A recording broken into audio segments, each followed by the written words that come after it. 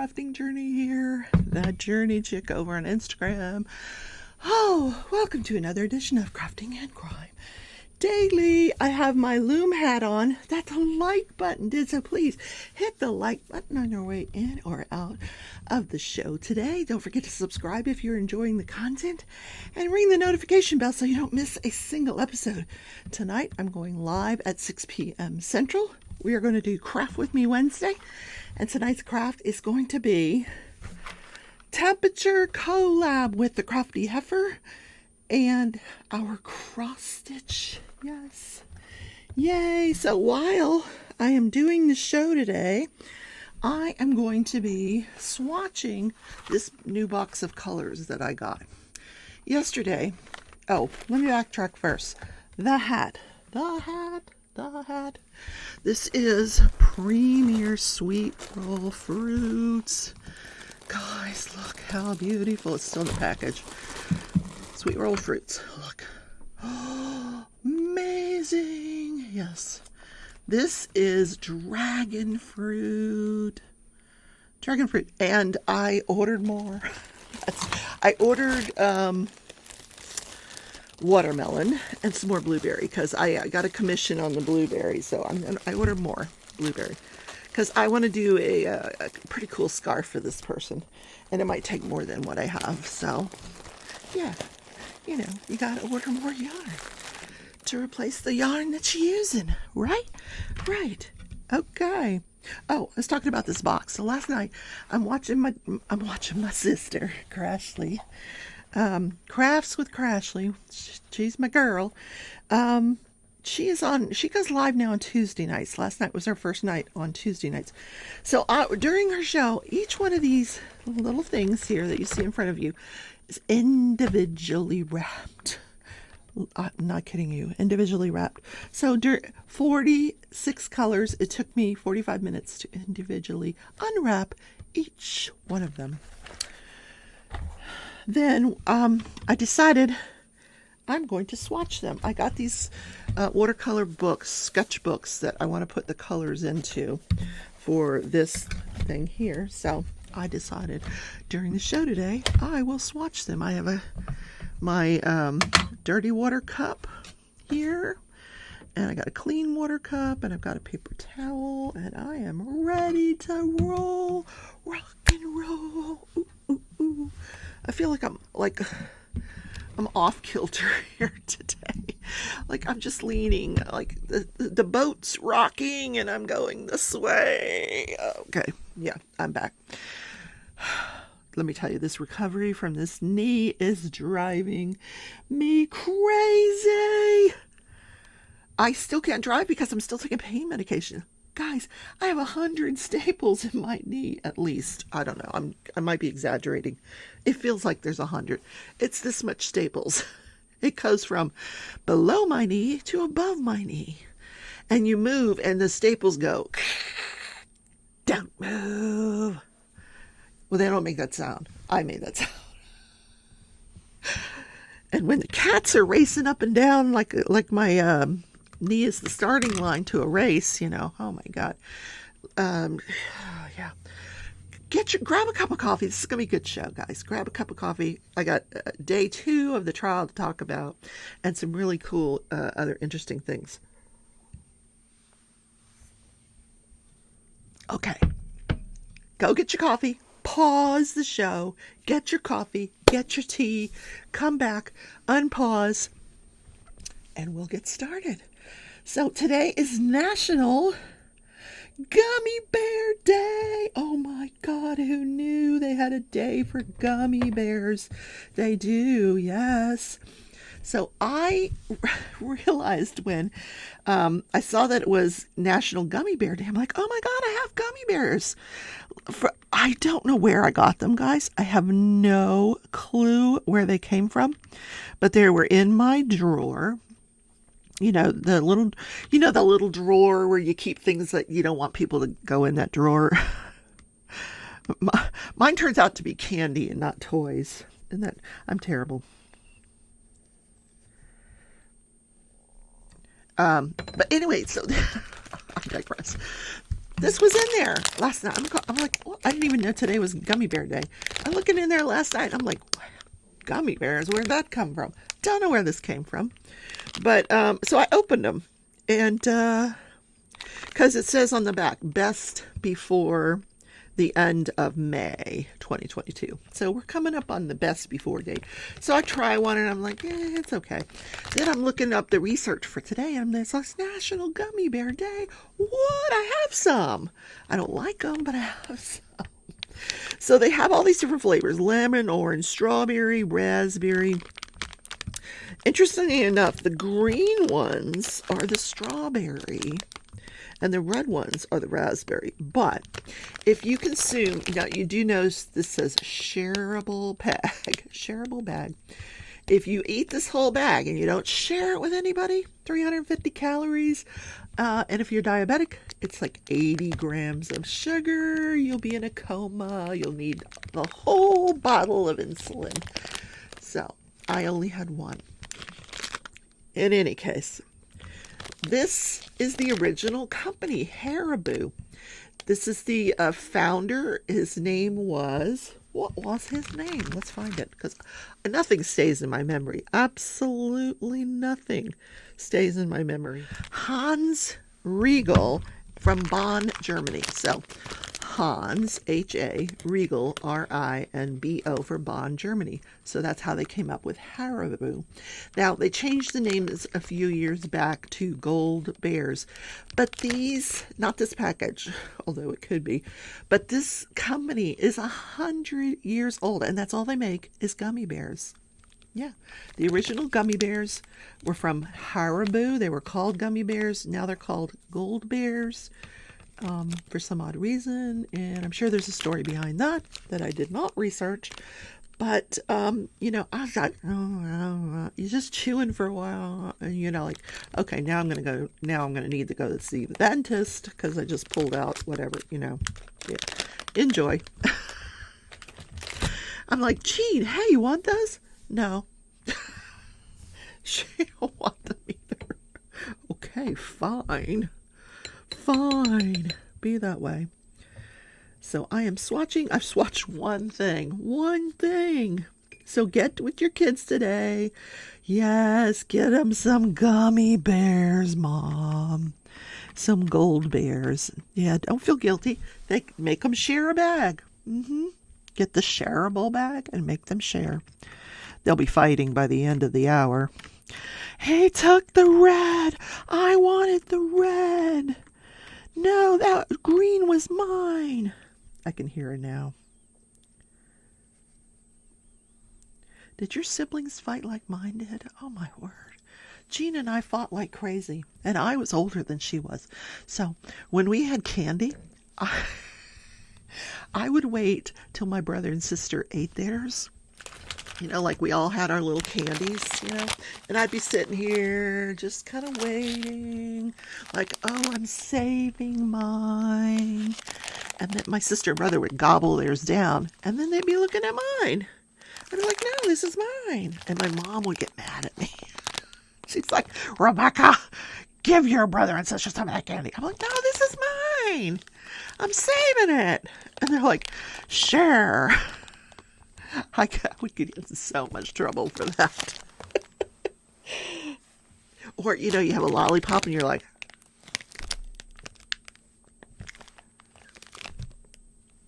and just make it last. Or you have ice cream and just make it last. Just to torment your brother and sister. Yeah, I was all about that. Yeah. Terrible, terrible sibling growing up. Maybe that's why they didn't talk to me for 20 years. Who knows? Good thing we're good friends now.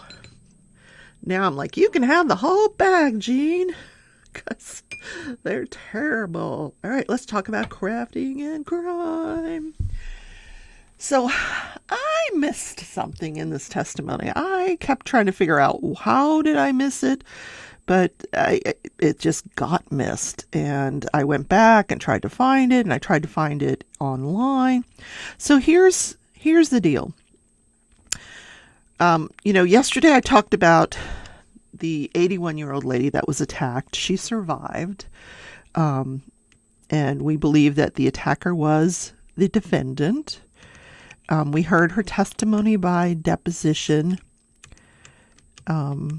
She was not able to identify the defendant, which that's sad. The day that she was attacked, there happened to be another gentleman in her. She lived in an independent living complex. It wasn't assisted living, but this other guy comes. He's visiting his mother, who's 99 years old at the time. This was in 2018. She's now deceased. So he's there. He's going to take mom to lunch, to the doctor, and then to lunch. So he goes out and he looks in the parking lot as he's leaving to take mom to the doctor, and he sees this black guy standing there near this Nissan Altima, and he's not doing anything. He's just kind of loitering there. Doesn't seem to have any purpose for being there. So he doesn't think much of it, and he takes his mom to the doctor. Then he takes her to get her lunch, and then they come back to the apartment complex. He's still there. Same guy, same car, same no purpose. Like he's just not doing anything. So this guy says, this is really strange. Like, we've been gone for 2.5 hours. So,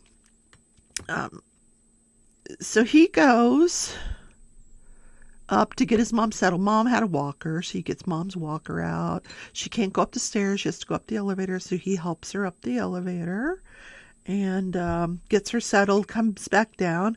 The guy is in his car now, but he's not going anywhere. So he walks up to the car and he says to the guy, what's going on? What are you doing here? And he just, having a conversation. And my mom lives here. And the guy in the car says, well, my father lives here. But didn't have a lot to say. And I think I don't know how they got this guy's name. How did they get Billy Chemirmir's name? I don't know, unless it happened at this point. Like when this guy goes up to the car, does he give him his name? Did he ask for his name? See, I don't recall that. So anyway, he leaves, and as he's leaving, the guy that just took his mom to the doctor, he writes down the license plate, and he actually puts it into his cell phone. He says, I've still got it. It's in my cell phone. I still have it. And then he calls, the guy leaves, the Billy Chemirmir, he leaves the complex at this point. He just drives off. So he calls the police and he reports a suspicious vehicle. And he gives them the license plate number and everything. And then later on we find out that in that same complex that night, that 81-year-old woman is attacked and luckily survived. So now they're looking for this suspicious vehicle.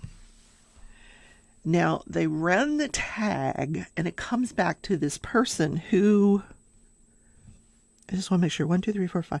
It comes back to this person who that owns 3 different vehicles at different addresses. And they don't believe that he owns, that he really does. His name is, it's not, he doesn't believe that this is the person on the Nissan Altima that's driving the Nissan Altima,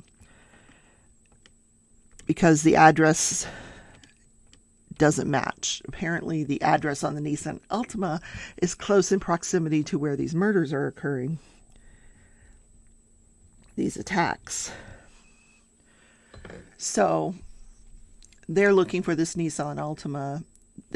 At some point, they get this guy's name, Billy Chemirmir. I don't know how they got his name, because it didn't come from running the tag.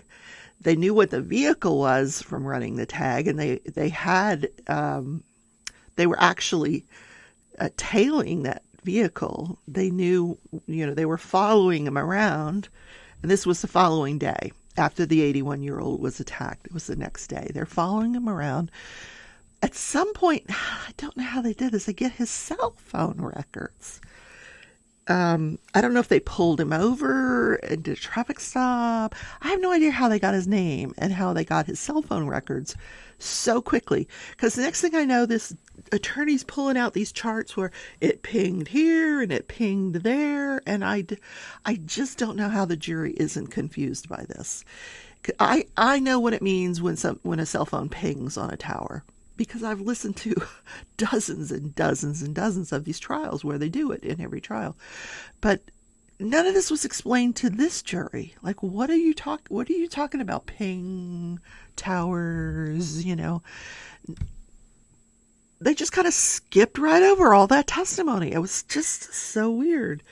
So in any case, they follow the vehicle and the cell phone, and it all ends up in the same place.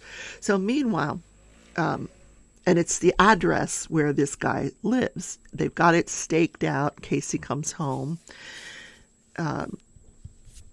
So one of the people staking out, he's in plain clothes. He's in a big truck. He pulls over by this dumpster, and he's just going to wait there. It's in the corner or off to the side.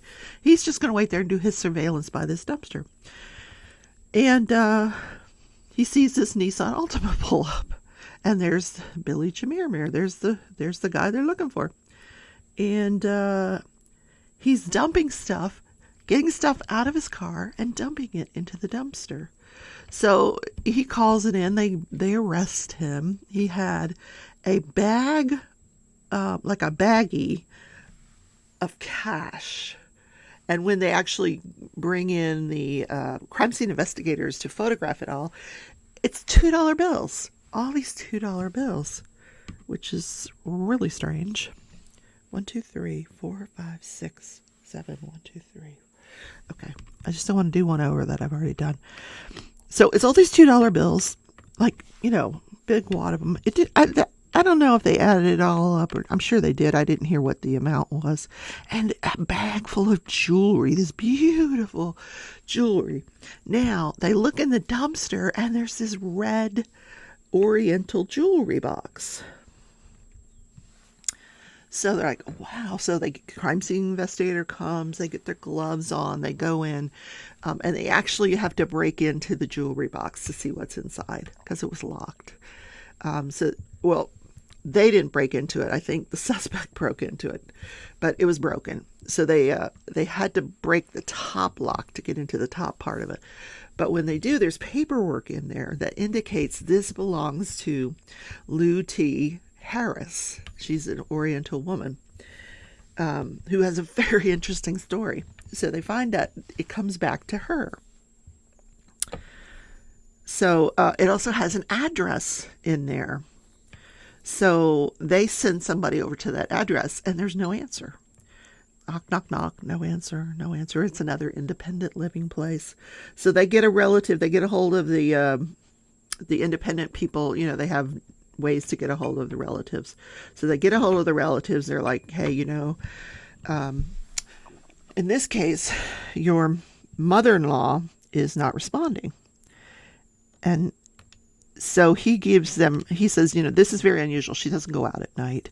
She should be there. If she's not responding, break the door down. So he gives them permission to break down the door.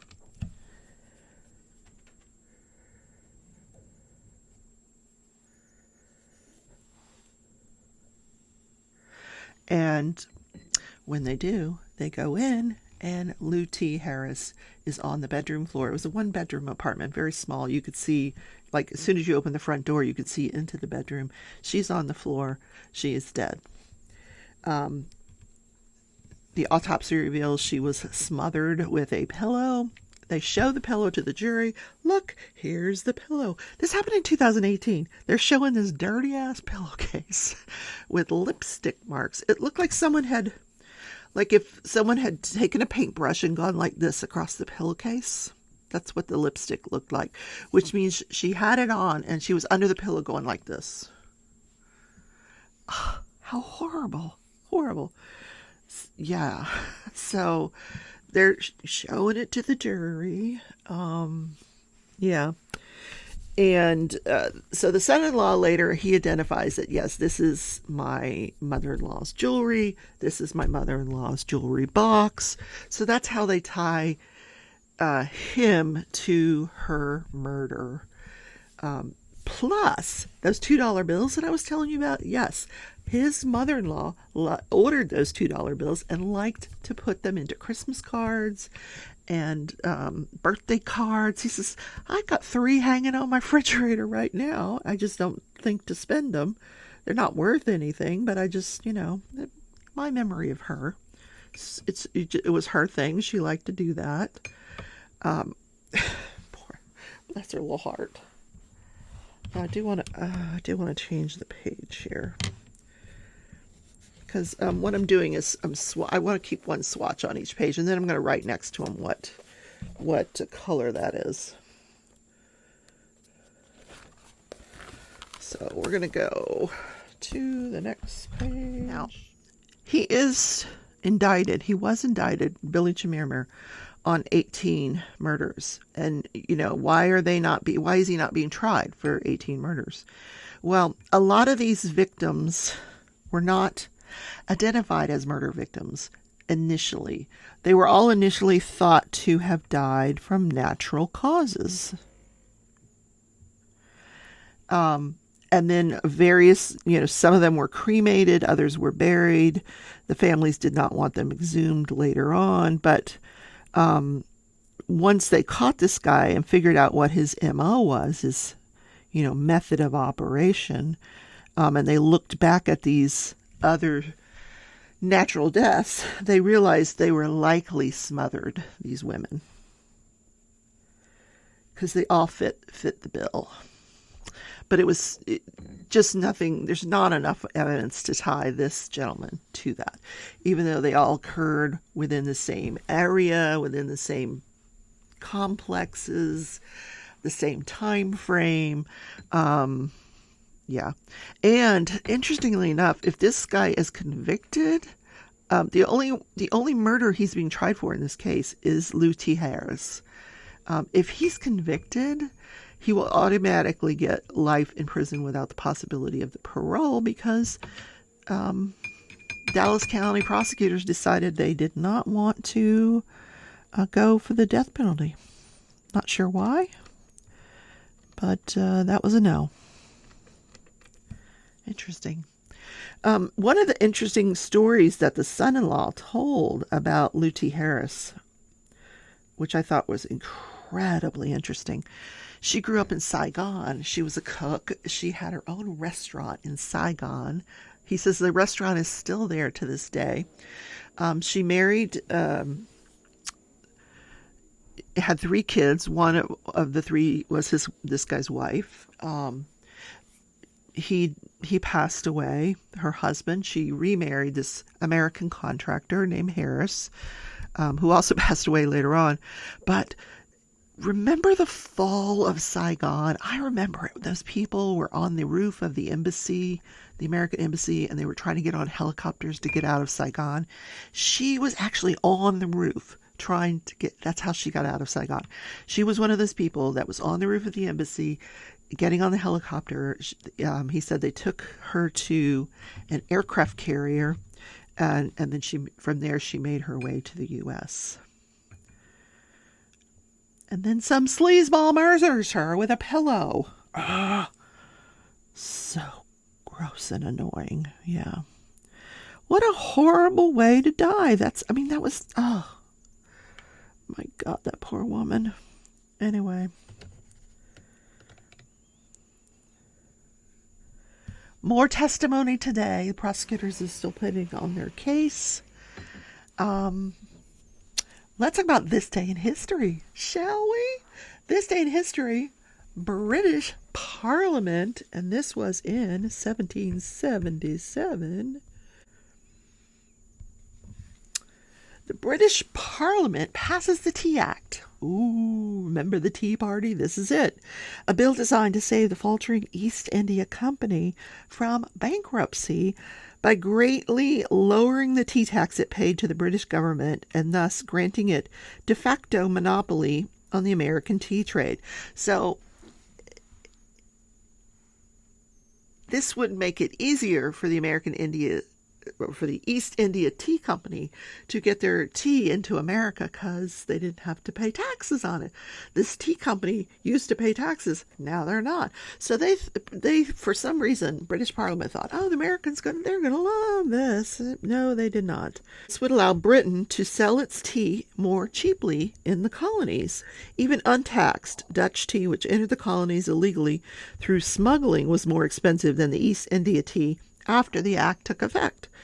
British Prime Minister Frederick Lord North, who initiated the legislation, thought it impossible that the colonists would protest cheap tea. He thought, oh man, they're going to go for this, right? He was wrong.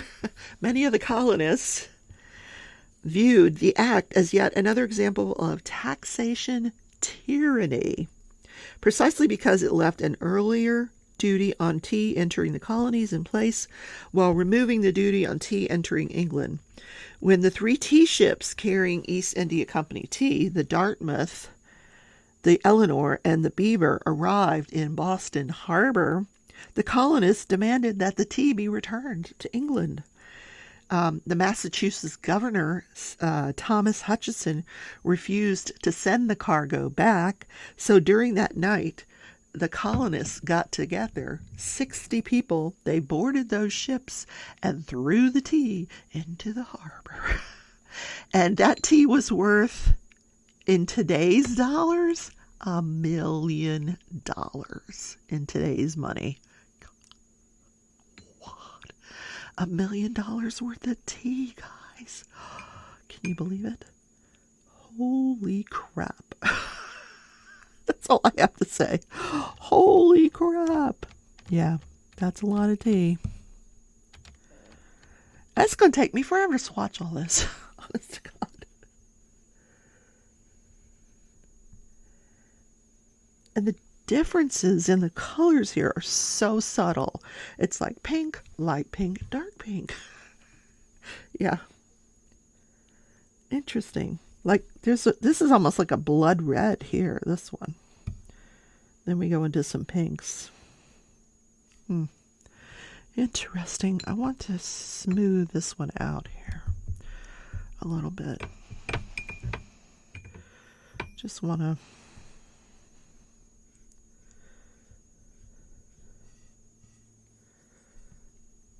That's the nice thing about watercolor. You can just kind of, if there's a mistake there, you just kind of smooth it out and fix it. Yep. All right, guys, that is the show for today. Don't forget to catch me tonight at 6 p.m. Central, Craft With Me Wednesday. We are going to do cross stitch. Yes, this is the temperature cross stitch. I am working on a bookshelf. The Crafty Heifer is working on a hexagonal, I don't know what you call it. She'll tell you what it is. I've got some other people working on butterflies, gardens. I mean, you name it, they're out there. Put your picture in the let's try that one more time. Put your picture in the Crafting Journey Facebook group, and I'll be able to show it tonight. So take care, everybody. Love you. Bye.